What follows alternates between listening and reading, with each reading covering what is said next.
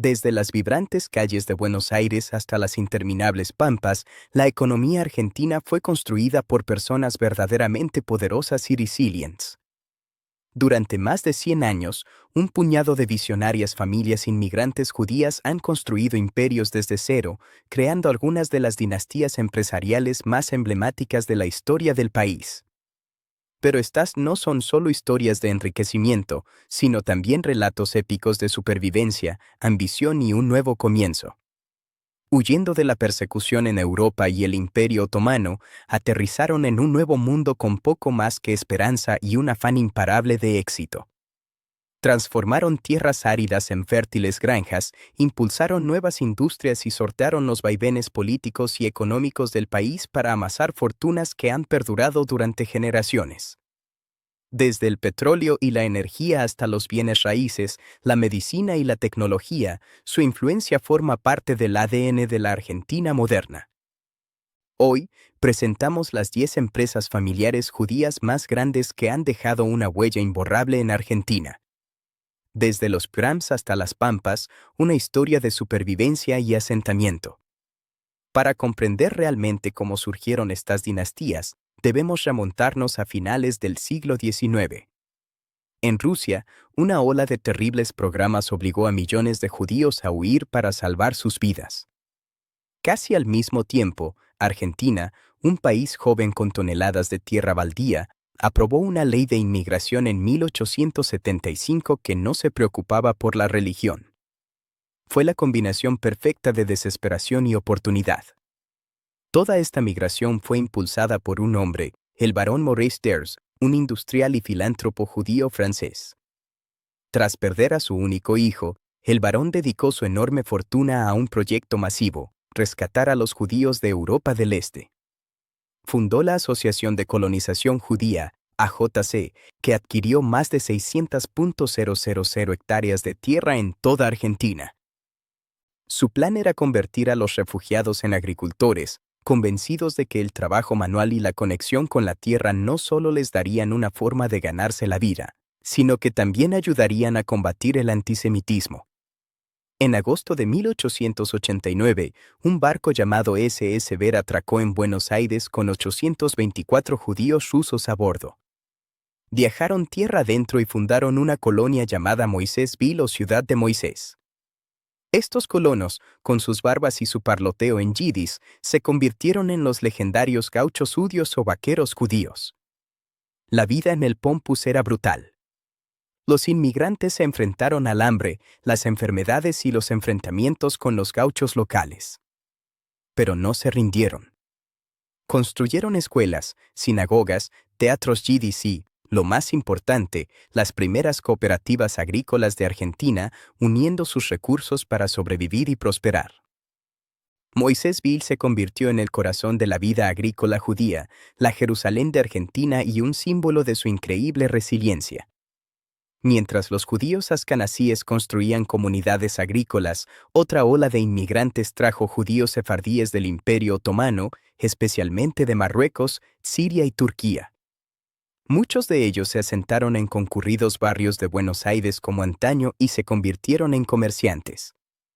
Abrieron negocios textiles, tiendas y crearon un vibrante panorama comercial que se convirtió en otro pilar del auge económico de la comunidad judía. Fue a partir de estos dos grupos, los agricultores de la Pampa y los comerciantes de la ciudad, que se sembraron las semillas de los mayores imperios familiares de Argentina. En el número 10, la familia Celey, pionera farmacéutica. En el número 10, iniciamos nuestra lista con la familia Silky. Un nombre que es prácticamente sinónimo de la industria farmacéutica moderna de Argentina. Esta dinastía fue construida por Manuel Silky, un hombre que vivió la clásica historia de inmigrante de inteligencia y ambición. Nació en Polonia en 1909 y con tan solo 16 años viajó a Argentina solo, sin apenas dinero, en busca de una vida mejor. Su ética de trabajo era incansable. Trabajaba en una farmacia de día y estudiaba para obtener su diploma de secundaria de noche. Manuel apareció en un momento clave de la historia argentina, cuando el país se centraba en desarrollar sus propias industrias nacionales. dio su oportunidad y en 1938 utilizó sus conocimientos farmacéuticos y su espíritu emprendedor para fundar el laboratorio Phoenix. Phoenix no era una empresa más. Era una empresa pionera. Manuel Celey se convirtió en el primero en introducir la penicilina en Argentina y, posteriormente, la vacuna contra la polio, que salvó vidas. Ese solo acto selló su legado, colocando a su empresa a la vanguardia de la salud pública y la innovación. Convirtió a Phoenix en uno de los laboratorios nacionales más importantes de Argentina. Una auténtica potencia en el mercado local. La influencia de la familia trascendió el ámbito empresarial. Manuel se convirtió en una figura respetada por su labor de promoción del diálogo interreligioso. El negocio siguió evolucionando. En 2010, el gigante farmacéutico mundial GlaxoSmithKline compró Laboratorios Phoenix en una operación millonaria por $253 millones, una clara muestra del valor que Manuel había generado. Pero la familia Celey no había terminado con la industria farmacéutica. Mantuvieron una importante participación en otro importante laboratorio, junto con otras familias poderosas como los Sigman y los Gold. Luego, en una brillante jugada estratégica en 2017, ALA, con la familia Celey como accionistas clave, recompró Phoenix, consolidando su posición como titanes del mundo farmacéutico argentino. Hoy, el hijo de Emanuel, Daniel Selke, continúa el legado familiar de liderazgo empresarial y comunitario, asegurándose de que el nombre siga siendo una fuerza a tener en cuenta. En noveno lugar, la familia Sperling, reyes del comercio minorista. En noveno lugar, tenemos a la familia detrás de una de las marcas minoristas más reconocidas de Argentina, Fravaga. La familia Sperling construyó un imperio de la electrónica y los electrodomésticos que ha sido un elemento básico en los hogares argentinos durante más de un siglo. Su historia no comienza con una gran visión, sino con un pequeño negocio práctico que se adaptó y creció a través de las múltiples vicisitudes económicas de Argentina. La empresa se fundó en 1910 cuando un inmigrante judío askenazí del Imperio Austrohúngaro llamado Isaac Fravaga fundó un negocio de carruajes tirados por caballos para personas y mercancías. Fue un comienzo humilde, pero fue un servicio vital para una población en crecimiento. A medida que Buenos Aires se modernizó, el negocio evolucionó. La familia pasó del transporte a la venta de maquinaria y finalmente encontró su verdadera vocación en los electrodomésticos. La familia Sperling entró en la historia a través de su matrimonio y, bajo su liderazgo, Fravaga pasó de ser un negocio exitoso a un gigante del comercio minorista. Captaron los sueños de la creciente clase media argentina e hicieron de Fravaga el lugar de referencia para todo, desde el primer televisor familiar hasta el refrigerador más nuevo. Su estrategia fue simple pero ingeniosa, una enorme selección, financiamiento fácil y una red de tiendas tan extensa que se convirtieron en un punto de referencia en ciudades y pueblos de todo el país. ¿Cuál es su secreto para sobrevivir a la notoriamente volátil economía argentina? Ese ha sido su mayor desafío y quizás su hazaña más impresionante. Han sobrevivido a la hiperinflación, las caídas monetarias y las profundas recesiones gracias a su increíble agilidad. En épocas de bonanza, se expandieron como locos, abriendo nuevas tiendas y ampliando líneas de productos.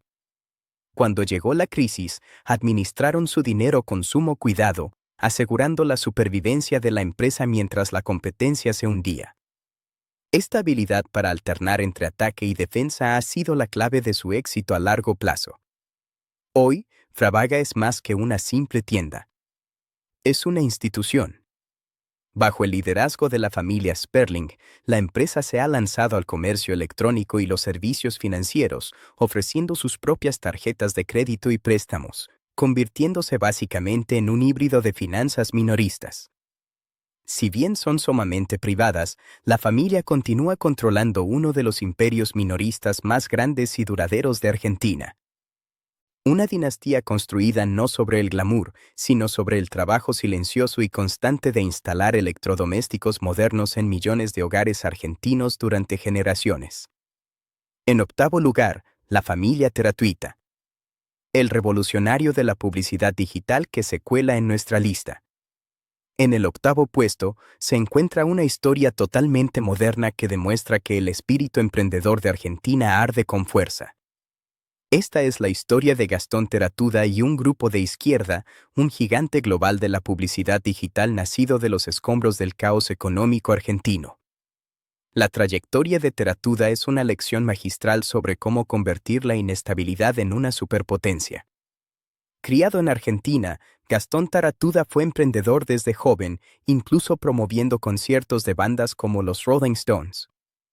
En 1996, se mudó a Estados Unidos con solo $300 en el bolsillo, listo para conquistar el mundo. Ascendió en el mayor proveedor de Internet de Brasil, pero en 2005, al cerrar su oficina en Miami, Teratuda tuvo que tomar una decisión. Con $5.000 de su propio bolsillo, fundó AMAS Internet Media Services. Su objetivo era conectar a gigantes tecnológicos globales con anunciantes en mercados emergentes. Su visión fue brillante. Vio que plataformas como Twitter, Spotify y Microsoft no tenían una buena forma de vender anuncios en países en desarrollo, a los que consideraba una mina de oro descuidada. Alfa se convirtió en el puente.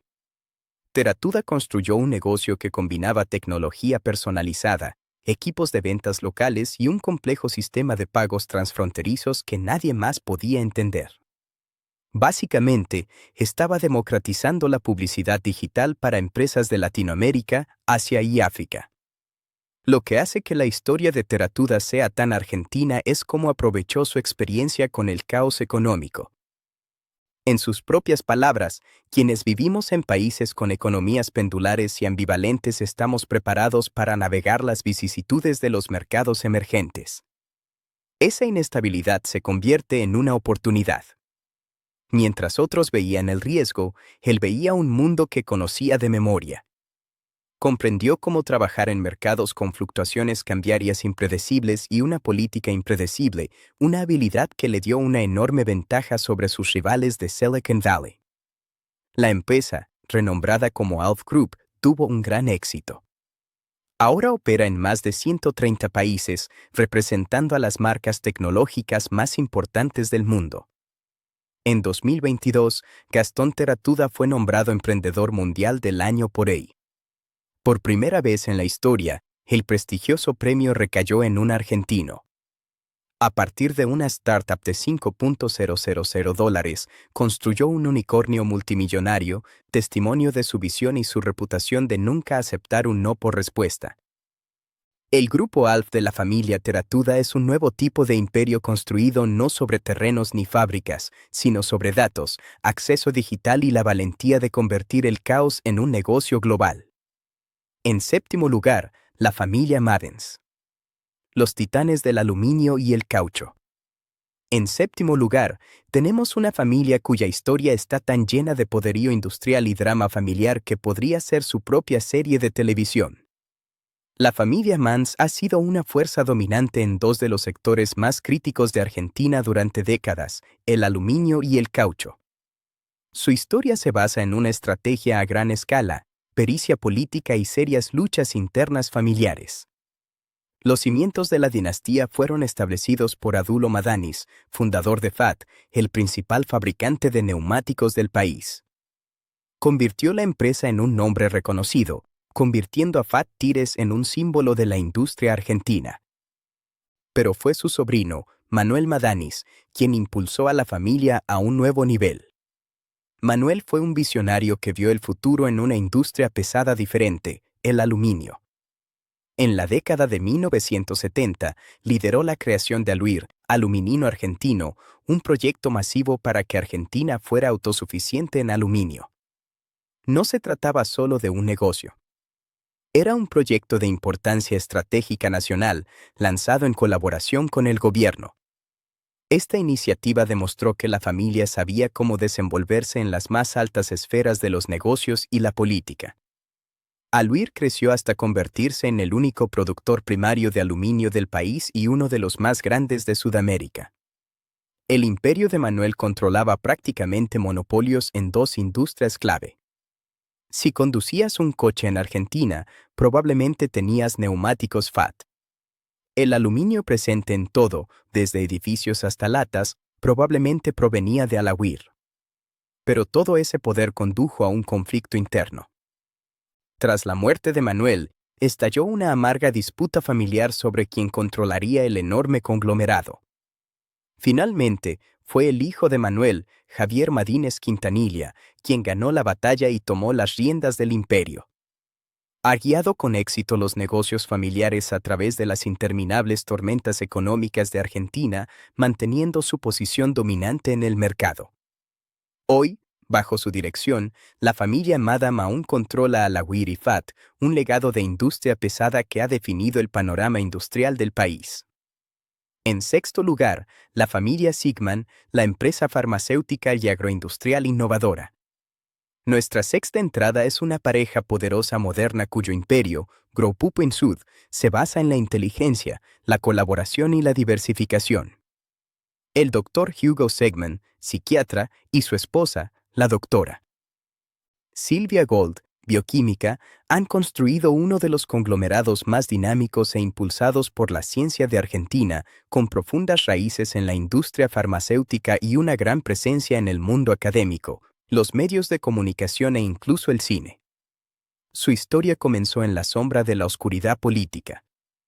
Después del golpe militar de 1976 en Argentina, Sigman y Gold se exiliaron en España. Fue allí en 1977 que fundaron su primera empresa, KMO, con un préstamo del padre de Silvia. KMO comenzó siendo pequeña, pero se construyó sobre una sólida base de experiencia científica. Cuando regresaron a Argentina en la década de 1980, trajeron consigo un próspero negocio global. Y lo que han construido desde entonces es increíble. Grupo Insud es ahora un gigante en las ciencias de la vida. Incluye quimioterapia, que fabrica ingredientes farmacéuticos para empresas de todo el mundo. Exceltus, dedicada a la salud femenina, y Emavexian, empresa biotecnológica que desarrolla medicamentos de vanguardia y fue la primera en Sudamérica en producir anticuerpos monoclonales. Durante la pandemia de CO-19, su empresa participó en la producción de la vacuna AstraZeneca, demostrando su importancia para la salud pública. Pero el imperio del oro de Sigman no se limita a la medicina. Se ha expandido a diversas áreas. Su división de Agraus, Biogénesis Vago, es líder mundial en salud animal, especialmente en la producción de la vacuna contra la fiebre aftosa. Sus proyectos culturales incluyen las películas de Kramer y Sigman, la productora responsable de películas galardonadas como Relatos Salvajes y Relatos Salvajes, y la editorial Capital Intellectual. Hoy, Grupo Insud es un negocio familiar con Hugo y Silvia al mando, que combina a la perfección negocios y rigor científico. Su compromiso con la innovación se complementa con su labor benéfica a través de la Fundación Mundo Sano, que lucha contra las enfermedades tropicales desatendidas.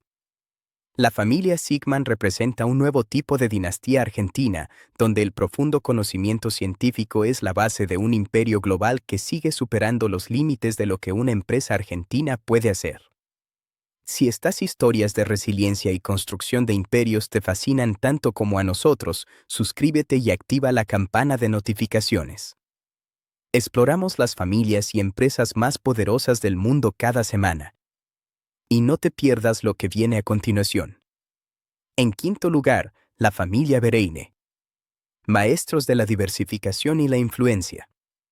Si quieres hablar de poder e influencia en Argentina, tienes que hablar de nuestra quinta familia, los Bereine. Durante más de un siglo, esta dinastía ha dominado el mundo de la agricultura, las finanzas y las telecomunicaciones, a la vez que ha desempeñado un papel destacado en la vida judía nacional e internacional. Su historia es una lección magistral de diversificación estratégica y el arte de forjar las conexiones adecuadas. La trayectoria de la familia en Argentina comenzó en 1904 cuando León Berain y su familia huyeron de la persecución en Besarabia, parte del Imperio ruso. Se asentaron en la zona rural de Pampus, comenzaron con una pequeña tienda de abarrotes y con el tiempo se dedicaron a la ganadería y la agricultura. En 1928, sus hijos fundaron oficialmente la primera gran empresa de la familia, Gregorio Numo y Noverín S.A., una firma de negocios agrícolas que sigue siendo una parte esencial de sus propiedades en la actualidad. A partir de esas raíces agrícolas, los Berín expandieron lenta y deliberadamente su imperio.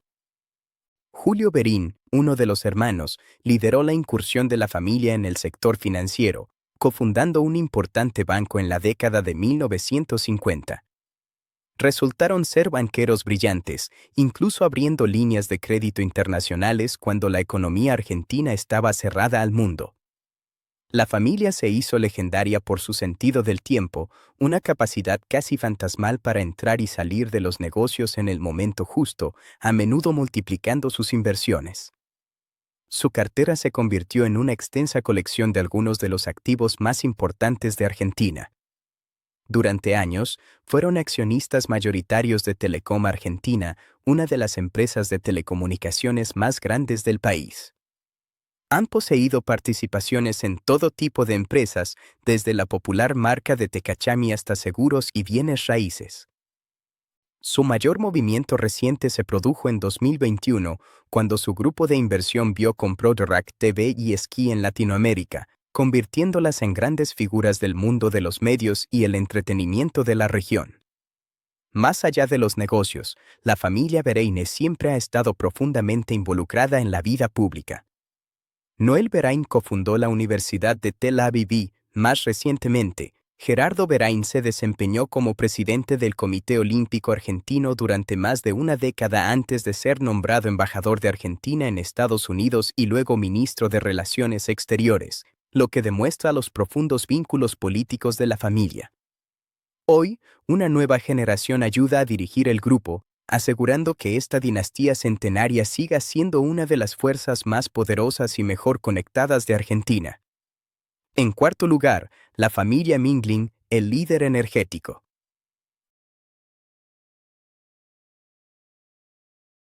En el número 4, conozcan al rey de la energía de Argentina, Marcelo Mingling.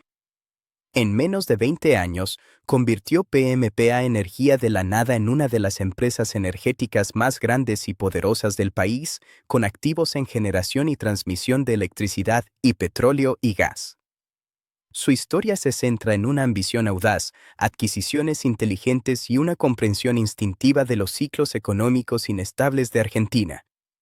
Nacido en 1964, Marcelo Mindan no empezó en el sector energético. Empezó su carrera en el sector inmobiliario y financiero, trabajando en estrecha colaboración con otro futuro multimillonario, Eduardo Stein. Durante más de una década, Mingling fue una figura clave en el gigante inmobiliario Ursa, ayudando a construir su imperio de centros comerciales y su participación en el banco hipotecario. Pero en 2003, Mingling decidió emprender su propio camino. Dejó Ursa y, con un pequeño equipo de socios de confianza, comenzó a buscar acuerdos tras la catastrófica crisis económica argentina de 2001. Como él mismo expresó, siempre confía en que en Argentina las crisis son duras, pero también te brindan oportunidades únicas de crecimiento. Su gran apuesta fue la energía. En 2005, su grupo compró una planta frigorífica inactiva que cotizaba en bolsa llamada Frigorífico PMPA y la utilizó como empresa fantasma para comenzar a comprar activos energéticos. Este vehículo pasó a llamarse PMPA Energía. Su primera gran adquisición fue Trance, la empresa que opera toda la red eléctrica de alta tensión de Argentina. Fue una jugada maestra estratégica que les dio el control sobre una pieza vital de la infraestructura nacional. A partir de ahí, las adquisiciones se sucedieron rápidamente. Compraron centrales eléctricas, distribuidoras de electricidad y una parte de la empresa de transporte de gas TGS. Pero el momento decisivo llegó en 2016. En una operación que sorprendió a todos, PMPA, de Minglan, compró los activos argentinos del gigante petrolero brasileño Petrobras por casi $900 millones. Esto transformó instantáneamente a PMPA de una empresa eléctrica a un actor importante en el sector del petróleo y el gas, con enormes operaciones en la formación de esquisto Vaca Muerta, una de las mayores reservas de petróleo y gas no convencionales del planeta. Hoy, Marcelo Minglin es el rey indiscutible de la energía argentina y su familia, que incluye a su hermano Damián y a su hijo Nicolás, ocupa puestos clave. También es un importante filántropo y un líder de la comunidad judía, habiendo presidido la Fundación Tzedakah y contribuido a la creación del Museo del Holocausto de Buenos Aires. El Imperio Minglin es una dinastía moderna construida sobre el ingenio financiero y la audacia de hacer apuestas gigantescas cuando todos los demás corren a esconderse. En tercer lugar, la familia Stan, magnate inmobiliario y de tierras. En tercer lugar, tenemos una familia que prácticamente domina el territorio argentino. Los Stein, liderados por el brillante y enigmático Eduardo Stein, controlan un vasto imperio que incluye la mayoría de los principales centros comerciales de Argentina, emblemáticos edificios de oficinas, miles de habitaciones de hotel y una cantidad asombrosa de tierras fértiles, lo que los convierte en los terratenientes más poderosos del país. Las raíces de la familia en el sector inmobiliario se remontan al abuelo de Eduardo, Isaac, quien llegó a Argentina desde Polonia en 1917 y comenzó a desarrollar propiedades en la década de 1950. La familia fundó la inmobiliaria Ursa en 1943, pero fue Eduardo quien la convirtió en la bestia que es hoy. El punto de inflexión llegó a principios de los 90. Con Ursa en apuros, el joven Eduardo Stein voló audazmente a Nueva York y se las arregló para reunirse con el legendario inversor multimillonario George Soros. Salió con una inversión de 10 millones y una sociedad que lanzaría un imperio. Con el respaldo del dinero de Soros, Stan se hizo cargo de Ursa y se lanzó a una ola de compras. Adquirió edificios de oficinas infravalorados y desarrolló una red de centros comerciales de primer nivel, incluyendo nombres famosos como Alto Polalmo y Abasto Shopping. Su estrategia era dominar el mercado inmobiliario comercial de alta gama y tuvo un éxito espectacular. El imperio se expandió para incluir hoteles de lujo como el famoso Lao Lao en Barrio e incluso propiedades internacionales, incluyendo una participación importante en el icónico edificio de lápiz labial de Nueva York. Pero las ambiciones de Stan iban más allá de la ciudad.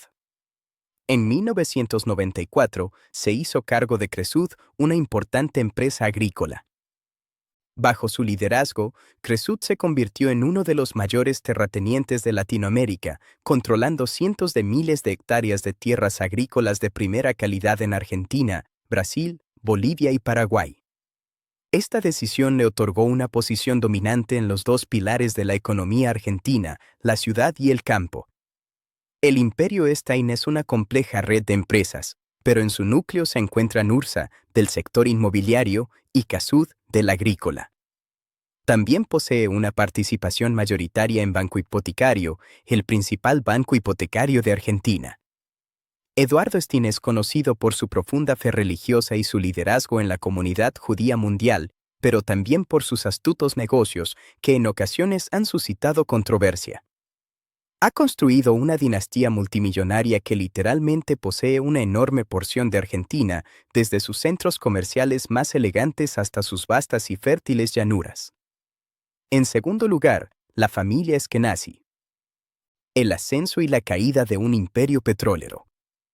En nuestro segundo puesto, encontramos a una familia con la historia más dramática y aleccionadora de la historia empresarial argentina moderna, los Eskenazi. Su meteórico ascenso hasta controlar una gran parte de la mayor empresa argentina, el gigante petrolero YPF, y su igualmente espectacular caída es una saga de deuda, poder político y drama corporativo de alto riesgo. La dinastía fue construida por el patriarca Enrique Eskenazi, quien amasó su fortuna durante décadas en la construcción y la banca a través del holding familiar, Grupo Petersen. Durante años, fueron un grupo empresarial poderoso pero bastante normal. Todo eso cambió a finales de la década de 2000 bajo la presidencia de Néstor Kirchner. En una decisión que sorprendió al mundo empresarial, la familia Eskenazi fue elegida para argentinizar YPF, que entonces estaba controlada por la empresa española Repsol. Entre 2008 y 2011, el grupo Petersen compró una participación del 25% en YPF. Pero aquí está la parte más disparatada.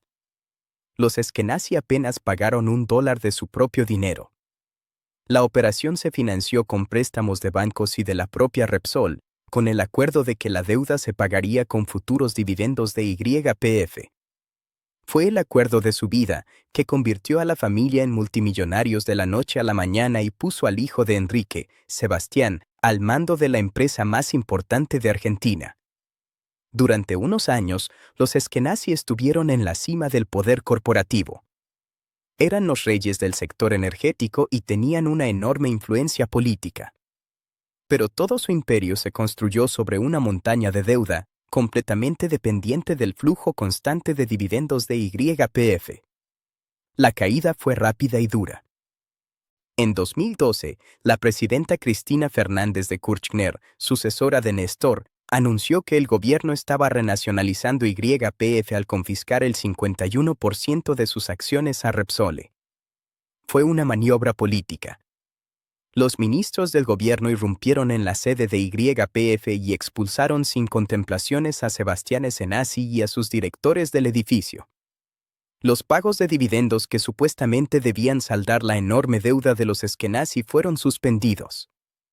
Al perder sus ingresos, sus holdings quebraron. El resultado fue una pesadilla legal.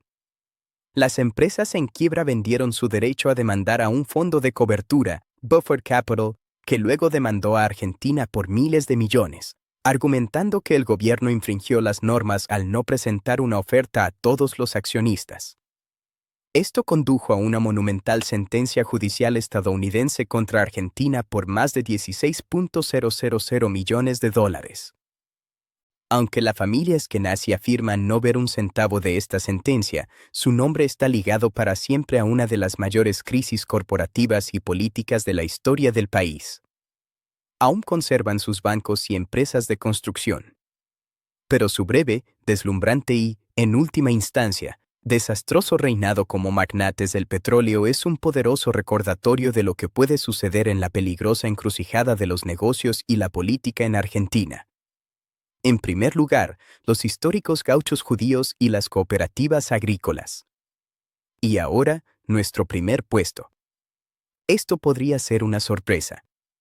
No se trata de una sola familia, sino de una fuerza colectiva que sentó las bases del éxito económico judío en Argentina y creó un legado que aún hoy es poderoso.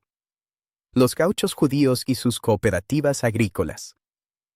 Si bien las familias individuales de esta lista construyeron mayores fortunas personales, el impacto colectivo de este movimiento fue posiblemente el más transformador, creando la base social y económica de la que surgieron tantas otras historias de éxito. Como mencionamos al principio, esta historia comienza con el proyecto del barón de Ers para asentar a miles de refugiados judíos del Imperio ruso en los Pampas argentinos. Se trataba de familias que huían para salvar sus vidas, abandonadas en una tierra extraña y hostil con el objetivo radical de convertirse en agricultores. Los primeros años en colonias como Moisésville fueron increíblemente difíciles.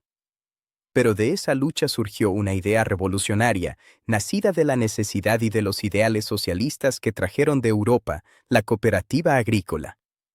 En 1900, en la colonia de Bassa Bilbaso, colonos judíos fundaron la Sociedad Agrícola Israelita, reconocida como la primera cooperativa de toda Latinoamérica. El modelo era genial. En lugar de competir, los judíos goos reunieron su dinero para comprar semillas, compartir equipos y vender juntos sus productos, como mantequilla y queso. Este movimiento cooperativo fue el motor de su éxito. Permitió a estos pequeños agricultores actuar como una gran empresa, brindándoles acceso al crédito y construyendo un sistema económico resiliente. Incluso introdujeron nuevos cultivos en Argentina, como el girasol. Su modelo cooperativo tuvo tanto éxito que finalmente se copió en todo el país.